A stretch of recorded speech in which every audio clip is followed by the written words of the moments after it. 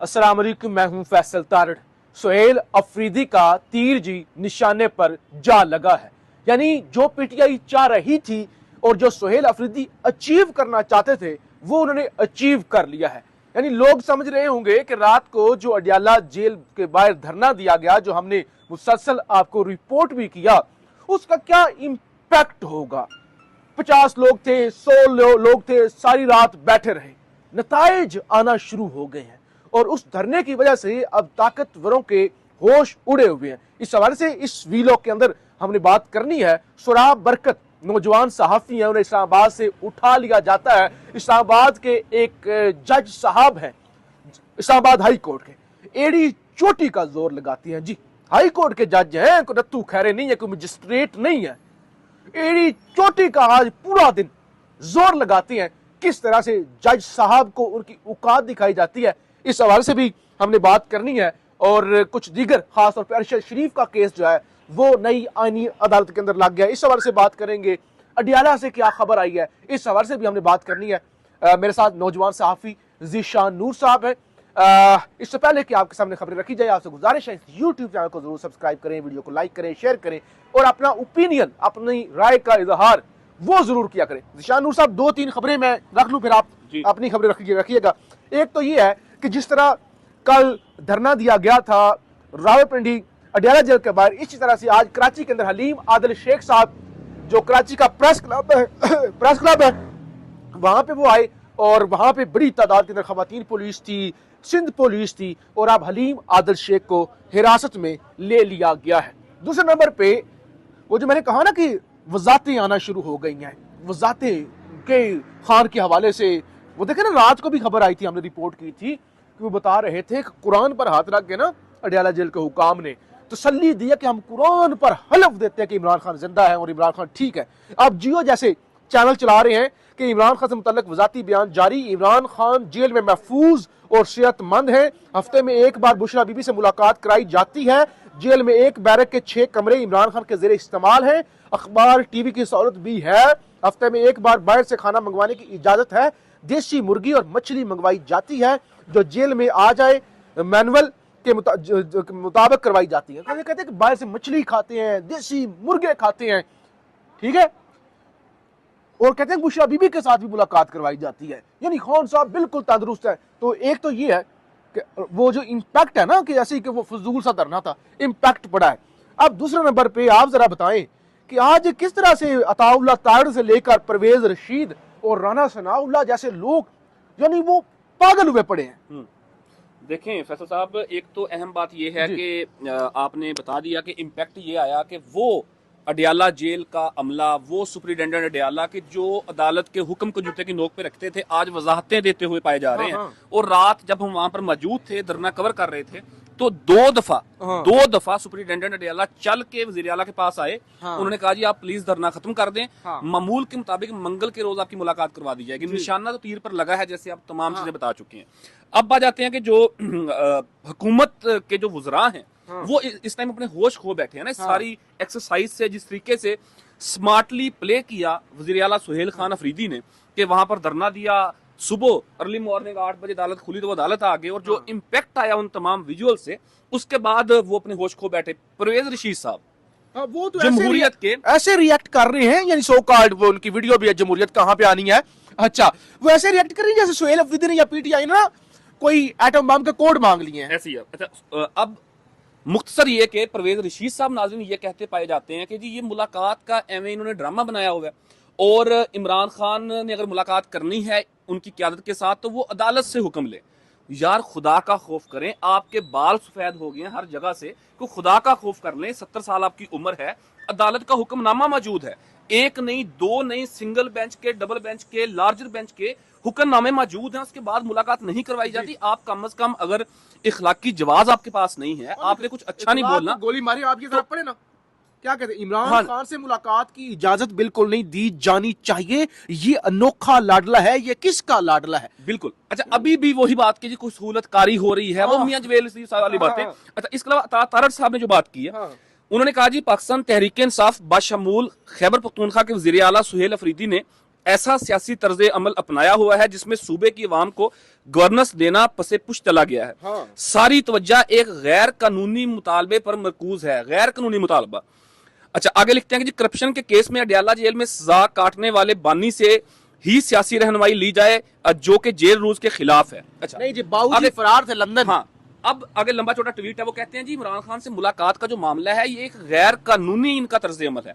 यार मियां नवाज शरीफ जब पाकिस्तान में अडयाला में और कोट लखपत जेल के अंदर कैद थे ना, की तैनातियां लंदन में होती थी। अच्छा, वो तो जब वो लंदन चले गए तब आपको याद होगा जब पीडीएम की गवर्नमेंट थी तो क्या हुकूमत बनानी है नहीं बनानी, वफाकी कबीना में कौन होगा नहीं होगा, यहाँ से सरकारी जहाज बार बार के जाते थे लंदन और वहां से एक कन्विक्टेड एब्सकॉन्डर इश्तिहारी मुजरम से यानी कि मियां नवाज शरीफ से हुकूमत उस वक्त राय लेती थी। कमीशन के लोग, वो डॉक्टर फैसल साहब हाई कमीशन के लोग मिलते थे, सियाफ करने आते थे। जब मियां नवाज शरीफ इश्तिहारी थे और उन्होंने 21 अक्टूबर जलसे के लिए पाकिस्तान आना था तो हाई कमिश्नर जो थे लंदन के अंदर पाकिस्तान के, वो उन्हें सी ऑफ करने आते थे। और जब वो इस्लामाबाद पहुंचे, फिर वो जब लाहौर पहुंचे जलसे के लिए, तो जो आईजी पंजाब पुलिस है और जो सीसीपीओ लाहौर हैं वो एक मुजरम को सैल्यूट कर रहे थे, अगर आपने वो वीडियोस देखी होंगी। तो एक तरफ तो ये तर्ज अमल है और दूसरी तरफ मुलाकात का जो एक जायज मुतालबा है, कानूनी मुतालबा है, उसके ऊपर ये परवेज रशीद, ये ताउल्ला तारड़, ये राना सनाउल्ला और खसूसन यहाँ पे मैं बात करूंगा जो पाकिस्तान पीपल्स पार्टी का जो एक मुनाफकत ज़्यादा चेहरा है ना, क्योंकि बिलावल भुट्टो जरदारी जब मियां नवाज शरीफ कोट लखपत जेल के अंदर कैद थे तो बिलावल भुट्टो जरदारी साहब 2-2 घंटे मुलाकात करते थे। मैं यहाँ पे रोकूंगा आपको। मुझे रात को ना आपकी एक बात बड़ी पसंद आई। आपने कहा कि चले नून सबसे बड़ी जो मुनाफिक जमात है वो पीपल्स पार्टी है, जो सबसे बड़ी 2 नंबर जमात है वो पीपल्स पार्टी है। कैसे? यानी अगर जो नून लीग और इनका मुकाबला हो ना तो पता नहीं कौन जीते। लेकिन देखो जो आपने कहा कि यार नून लीग वालों ने तो कभी दावा ही नहीं किया कि हम आइन के खालिक हैं। नून लीग वालों ने तो कभी दावा ही नहीं किया कि हम जमहूरी लोग हैं। ये तो दावे करते हैं और उसके बावजूद ये सबसे बड़े नौसरबाज हैं। अच्छा जी, जरा सहाफियों की बात कर ले। एक तो अरशद शरीफ साहब का केस, वफाकी आईनी अदालत जो नई अदालत बनाई गई है, वो केस जो है वो लग गया। जस्टिस आमर फारूक और जस्टिस रोजी खान पर मुश्तमिल 2 रुकनी बेंच 3 दिसंबर को अरशद शरीफ कत्ल केस की समाअत करेगा। बहरहाल अरशद शरीफ की वालदा ने जो खत दिया था ना, वो बंदियाल साहब की आंखें बाहर आ गई थी, तो लिहाजा ये आमर फारूक या और क्या करेंगे। सहाफी सुराब बरकत नौजवान सहाफी है, हमारे कोलीग हैं, उनको वो सनम जावेद के केस के अंदर उठा लिया गया था। काफी लोग अभी कमेंट भी कर रहे थे कि उस पर बात करें, तो वो जरा आप बताएं ना क्या मामला हुआ और यहाँ इस्लामाबाद के वो जस्टिस आसफ साहब, उनके साथ क्या हुआ। देखिए फैसल साहब, सोहराब बरकत जो हैं बड़े एक इमर्जिंग जर्नलिस्ट हैं, नौजवान सहाफी हैं, सियासत.pk से मुंसलिक हैं। उन्होंने एक क्लाइमेट चेंज की कॉन्फ्रेंस के लिए बैरून मुल्क जाना था। वहां जाने से पहले चूंकि पाकिस्तान में जो सहाफत का गला घोंटा गया तो हर बंदे को ये लग रहा था यार मेरा नाम जो है वो स्टॉप लिस्ट के अंदर होगा, PNLI के अंदर होगा। तो उन्होंने अदालत से रजू किया, इस्लामाबाद हाई कोर्ट में उन्होंने रजू किया। बैरिस्टर साद रसूल साहब उनकी वकालत कर रहे थे।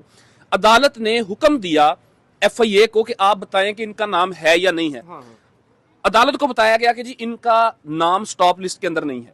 ठीक है। फिर भी उनकी तसल्ली ना हुई तो अदालत ने कहा जी आप रिटर्न हमें लिख के देना। अच्छा। DGFIA यानी कि FIA जो अदारा है उसका सबसे बड़ा जो अफसर है वो रिटर्न लिख के देता है अदालत को, मुअज़्ज़ज़ अदालत को, कि जी इनका नाम स्टॉप लिस्ट के अंदर नहीं है। वो इजी हो गई है। 25 नवंबर की बात है। ठीक है। जब वो एयरपोर्ट पहुंचते हैं तो वहां पर उन्हें FIA हुकाम रोक लेता है और NCCIA जो इदारा है FIA के ज़ेली विंग है जो करप्ट तरीन अदारा है, यानी कि NCCIA के कोई एक दर्जन के करीब डायरेक्टर, डिप्टी डायरेक्टर, एक दर्जन के करीब अफसरान जो हैं वो करप्शन के अंदर मुलवस पाए गए हैं और इस वक्त ट्रायल के अंदर हैं। वो अदारा सोहराब बरकत को उठा लेता है। उसके बाद आज यानी कि जिस वक्त हम बात कर रहे हैं बरोज जुमा, बैरिस्टर साद रसूल साहब इस्लामाबाद हाई कोर्ट जाते हैं और जाकर वहां पर पिटीशन डाल देते हैं। ठीक है। कोई वही बात की कोई मजिस्ट्रेट की बात नहीं हो रही, कोई सिविल या सेशन जज की बात नहीं हो रही। इस्लामाबाद हाई कोर्ट के ऑनरेबल जज जस्टिस मोहम्मद आसफ अदालत खोल के बैठ जाते हैं। बलूचिस्तान से आए हुए तबादला होके। एग्जैक्टली, बलूचिस्तान हाई कोर्ट से तबादला होके आए और उन्होंने अदालत खोल ली। अदालत खोल के उन्होंने हुक्म जारी किया, रिटर्न हुक्म जारी किया FIA हुकाम को कि सोहराब बरकत को 11 बजे मेरी अदालत के अंदर पेश किया जाए। उन्होंने कहा भाई आप कौन है?